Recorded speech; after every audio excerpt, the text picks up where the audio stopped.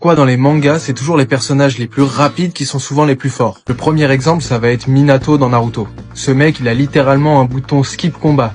Il pose ses balises, il disparaît, il réapparaît derrière toi, et là t'es mort sans même comprendre d'où ça venait. Même Obito s'est fait humilier alors qu'il maîtrisait Kyuubi et son Sharingan. Ensuite, t'as Aomine dans Kuroko, donc lui non seulement il va vite, mais en plus il est inarrêtable. Son style de jeu concrètement c'est du streetball en mode ultra instinct. Ce mec il bouge trop vite, il est trop fluide, et le truc c'est que les défenseurs ils le voient même pas passer alors qu'il est pas du tout à fond. Et en parlant de vitesse, je pense aussi à Sonic dans One Punch Man.